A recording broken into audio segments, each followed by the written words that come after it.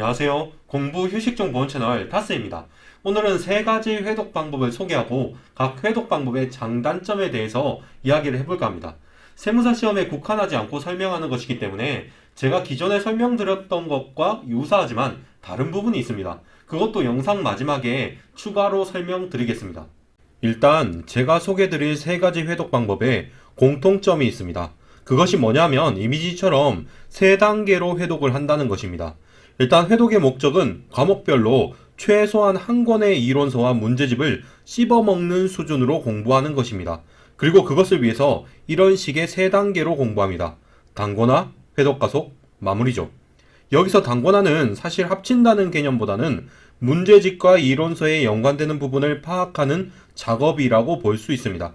예를 들어 문제를 보면 관련 이론이 떠오른다거나 이론을 보면 문제풀이에서 어떻게 이론이 활용되는지 알 수 있게 공부하는 식입니다.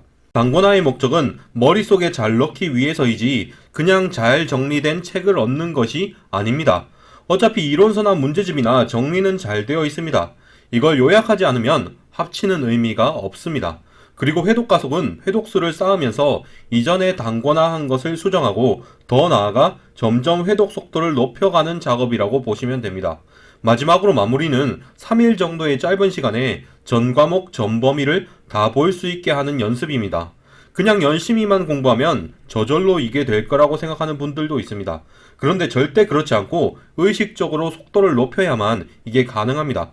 여기서 말하는 단권화, 회독 가속, 마무리는 시험마다 기간이 조금씩 달라집니다. 그런데 마무리는 웬만하면 한 달 이상 하는 것을 권합니다. 마무리 단계에서 실패하면 더 이상 만회할 수가 없으니까요. 오늘 소개해드릴 세 가지 회독 방법의 리스트는 이미지와 같습니다. 이론서의 문제집을 단권화해서 회독수를 쌓는 방법, 문제집의 이론서를 단권화해서 회독수를 쌓는 방법, 공책의 이론서와 문제집을 단권화해서 회독수를 쌓는 방법, 이렇게 세 가지입니다. 단권화는 아까 말한 것처럼 요약을 해서 이론과 문제풀이의 연결관계를 파악하는 방법입니다. 만약 이론서의 문제집을 단권화한다. 그러면 문제를 푸시고 자주 나오는 함정을 정리하세요. 그리고 이론서로 가서 해당 이론에서 자주 나오는 함정을 적어줍니다. 그리고 해당 함정이 나온 문제집 페이지 번호도 적습니다. 당연히 함정은 길게 적는 게 아니라 키워드로 적어줘야 합니다.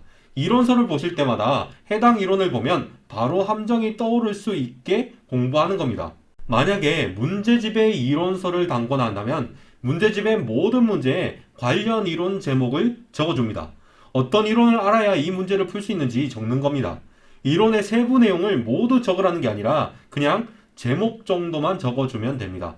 예를 들어 린달 균형 산식을 알아야 문제를 풀 수 있다면 그냥 문제 옆에 린달 균형 산식 이렇게만 적어두세요. 그것을 구체적으로 구구절절 문장으로 적지 마세요. 키워드만 보고 안 떠오를까봐 걱정되면 그냥 이론서 페이지 번호만 추가로 적어줍니다. 공책의 이론서와 문제집을 정리한다면 이론서부터 정리하고 문제집을 추가로 정리하는 식으로 하면 됩니다. 이론서의 목차를 공책에 옮겨 적으세요. 다시 강조하지만 이론서를 옮겨 적는 게 아니라 목차만 적어서 요약하는 겁니다. 목차만 보고 세부 내용이 안 떠오를 것 같으면 그냥 이론서 페이지 번호만 적어줍니다. 그리고 문제를 푸신 다음 해당 문제에서 나온 함정들을 공책에 추가합니다. 관련 이론 옆에 함정을 적으면 됩니다. 이런 식으로 정리 노트를 만드는 겁니다. 단권화를 했으면 이제 회독 가속 단계입니다. 단권화한 것을 공부하고 그 다음에 문제를 추출해서 푸는 식으로 하면 됩니다. 만약 여러분 이론서에 단권화를 했다면 이론서를 정독합니다. 이론을 보면 그 이론에서 어떤 함정이 나오는지 정리를 해두었으니까 그것도 공부해 줘야 합니다. 그리고 문제집을 펼쳐서 해당 단원 문제의 2분의 1 정도를 임의로 추출합니다. 그리고 그것을 풀어보면 됩니다. 추출하는 문제는 매 회독마다 다르게 해줍니다. 이론서를 보고 문제집을 추출해서 푸는 식이긴 한데 이론에 단권화한 것도 모두 공부 대상이라는 점이 특이사항입니다. 그리고 만약 여러분이 문제집의 이론서를 단권화했다면 모든 문제에 해당 문제를 풀기 위해 필요한 이론이 무엇인지 제목이 다 적혀 있을 겁니다. 그러면 그 이론의 제목만 보고 그 이론이 무엇인지 떠올려 보시면 됩니다. 그리고 안 떠오르는 이론이면 이론서를 펼쳐서 확인해 봅니다. 그리고 문제는 이전과 같이 단원별로 2분의 1을 추출해서 풀면 됩니다. 마지막으로 공책의 단권화를 했다면 공책을 쭉 정독하시고 문제집에서 단원별 2분의 1 정도 문제를 추출해서 풀어주시면 됩니다. 이런 식으로 회독 가속을 했으면 이제 마무리 단계에서는 점점 회독 속도를 높여주면 됩니다.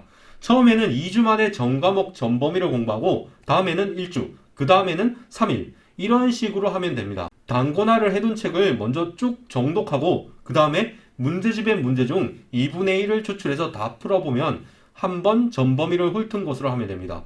그리고 시험 전날이 되면 단권화를 해둔 책을 봅니다. 예를 들어 이론서에 단권화를 했다면 이론서를 시험 전날에 정독합니다. 그리고 문제집에 단권화를 했다면 문제 옆에 적어둔 이론을 보고 해당 내용을 떠올려 봅니다.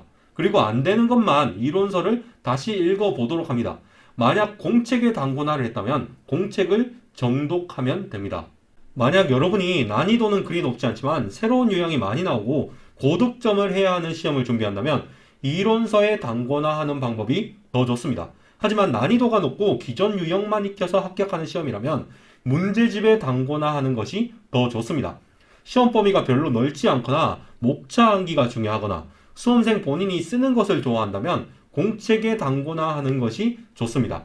각자 장단점이 있고 시험과 본인 성향 모두가 중요합니다. 참고로 저는 세무사 시험은 일반적으로 문제집에 이론서를 단권화하는 것이 좋다고 생각합니다. 기존에 나왔던 유형만 익혀도 웬만하면 합격할 수 있거든요. 그리고 문제를 보고 바로 관련 이론을 떠올릴 수 있어야 제 시간 내에 문제를 풀 수 있어서 저는 문제집의 이론서를 단권화하는 것을 권합니다. 이걸 좀 더 발전시켜서 저는 태그 달기라고 명명했습니다. 그리고 세법학 같은 경우는 목차 암기가 워낙 중요해서 그냥 공책의 목차만 따로 정리해서 단권화하는 것을 권하고 있습니다. 이걸 태깅북이라고 명명해서 구체적인 방법을 제시한 적이 있습니다. 태그 달기와 태깅북은 이미 영상으로 올려둔 것이 있으니까 이것에 대한 설명은 생략하겠습니다. 태그 달기와 태깅북은 지금 영상에서 설명한 것과 거의 비슷하긴 한데 시험 특성을 반영해서 조금 더 특화가 되어 있습니다. 문제집의 이론서를 단권화할 때 풀이 순서도 추가로 요약하라고 하고 있고 세법학 같은 경우는 3단계로 태깅북을 만들라고 하고 있습니다. 그래도 기본적인 내용은 지금 소개한 것과 거의 같습니다. 이상으로 영상을 마치겠습니다. 이 영상은 세무사 메이커 직장인 회독 공부법을 바탕으로 만들어졌습니다. 예비 합격자 여러분 시청해 주셔서 감사합니다.